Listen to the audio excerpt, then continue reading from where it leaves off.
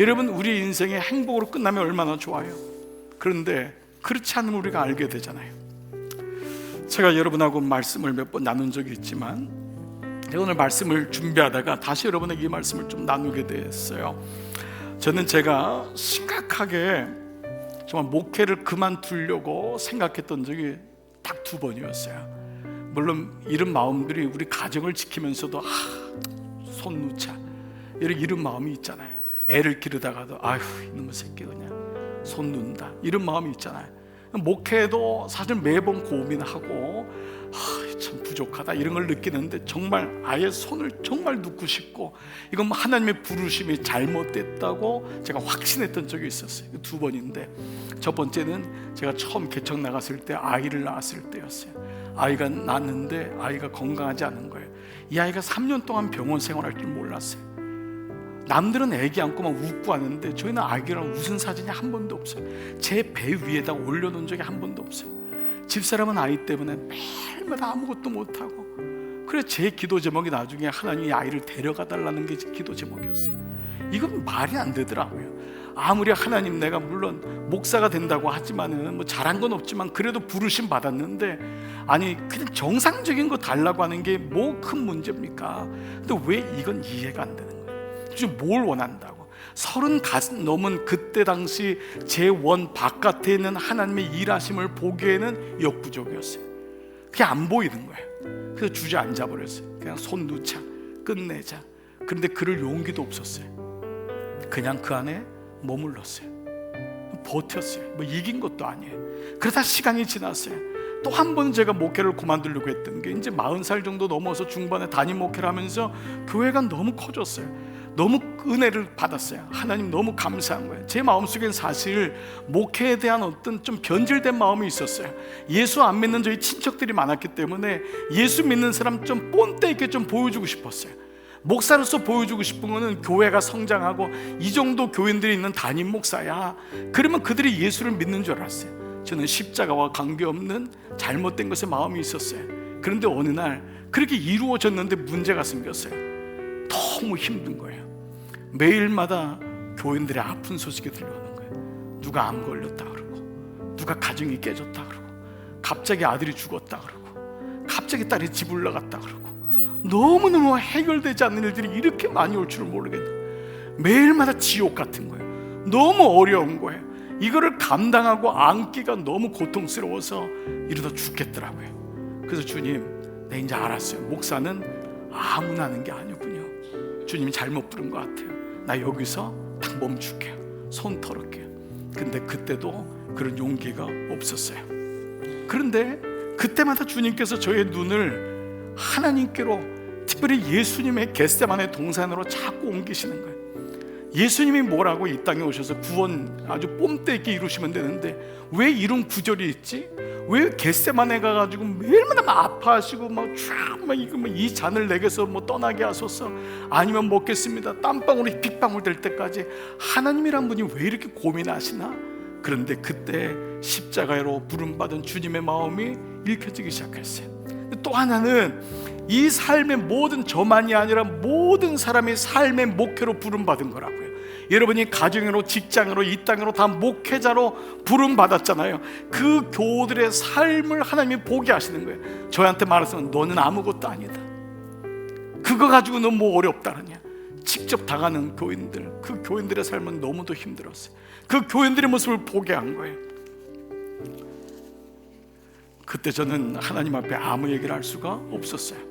근데 그 고난이, 그 아픔이 이해될 수 없었지만 그것이 은혜와 구원으로 가는 것임을 조금씩 알게 됐어요. 여러분이 감당하시는 모든 삶은 사실 근본적으로 아픈 겁니다. 누가 이 땅에는 꽃길만 있다고, 이건 정말 거짓말입니다. 어디 세상에 꽃길만 있습니까? 상처로 상처 입은 사람이 상처 입은 사람을 사랑해야 되는 게 가정인데, 상처 입은 아버지가 상처 입은 엄마를 만나야 되고, 상처 입은 부모가 상처 입은 자녀를 사랑해 줘야 되는 게 목회 현장인데, 거기 어떻게 꽃길만 있고 모든 일이 좋은 일만 어디 있겠어요? 믿었던 그 사람이 나에게 칼을 들이대기도 하고, 그것 때문에 배임을 당하기도 하고 너무 가슴 아픈 거예요. 부부는 그래서 일촌이 아니라 영촌이라 그러잖아요. 가까우면 한 영혼이지만 멀어지면 이 사람처럼 나에게 상처를 줄 수 있는 사람이 없는 거예요. 고난은 이 땅의 기본값인 거예요. 여러분, 이왕에 여러분이 그렇게 기도하는 대로 승승장구하고 일 되는 일보다 풍풍되고 자녀들도 뭐든지 잘 되면 얼마나 좋아요. 그런데 하나님은 그렇게 말씀하신 적이 없어요. 그런 법이 없어요. 만약 여러분 누군가가 그렇게 얘기한다면 그건 거짓말이고 거짓 선지자예요. 깨어진 세상에서 상처 입은 인간들이 얽혀 사는 인생을 하나님이 광야라 그랬어요. 아무 문제가 없고 어찌 고난이 없겠냐는 거예요. 그런데 오늘 이 고난이 왜 우리에게 은혜와 구원의 실마리로 풀려지느냐? 그것이 바로 십자가예요. 그것이 바로 구원이에요. 그래서 구원을 받은 그리스도인은 고난을 대하는 자세가 다르고 고난을 보는 눈이 달라요. 예수님이 요한복음 16장 33절 이것을 너에게 이르는 것은 이게 뭐냐 하면 내가 십자가에 죽겠다고 하는 말이에요. 내가 십자가에서 죽겠다. 이것을 너에게 이르는 것은 너희로 내 안에서 평안을 누리라. 여러분, 이게 이해가 되세요? 예수님 내가 십자가에 죽겠다고 하는데 이걸 이루는 말은 십자가를 통과해야지만이 너희가 내 안에서 평화를 누리게 하려 합니다. 세상에서는 너희가 환난을 당해요. 분명히 예수님 말씀하셨어요. 어디 꽃길이라고 말씀하셨어요. 세상에서는 어떤 일이든지 환난을 당하는데 주님이 뭐라고 해요? 담대해라. 이것 때문에 줄 놓지 말아라. 이것 때문에 액땜했다고 생각하고 이것 때문에 쿨한 척 하지 말아라. 그 대신 담대해라. 왜냐하면 내가 세상을 이겼노라. 내가 세상을 이겼노라. 이게 예수님의 메시지인 거예요. 오늘 고난을 푸는 것도 내 지혜로 풀면 우리는 이 안에서 업앤다운으로 늘 그 안에 멈춰 있는 거예요. 그러나 그때마다 힘들지만은 하나님의 지혜를 보시는 거예요. 하나님의 지혜의 마음을 보셔야 돼요. 그것이 말씀이고 그것이 계시요 그것이 하나님의 은혜예요.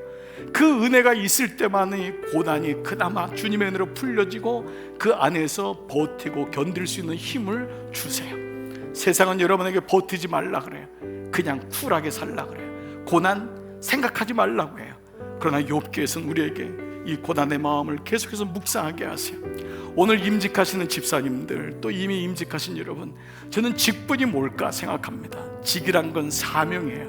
사명이란 건 다른 게 아니에요. 이 땅에서 꼭 하나님 붙들고 살라는 거예요. 하나님 붙들고 살아라. 그래서 너에게 이 직분 작든 크든 이거는 계급이 문제가 아니라 그만큼 십자가를 지라는 거예요. 집사만큼 십자가 지고, 권사만큼 십자가 지고, 장로만큼 십자가 지고, 목사만큼 십자가 지면서 그 길 가면은 분명히 어느 날 이해된다. 어느 날 주님이 우리를 안아주신다라는 것입니다. 이번 한 주간 욥의 마음이 되어서 묵상 노트에 이런 기도 제목을 적어봤어요.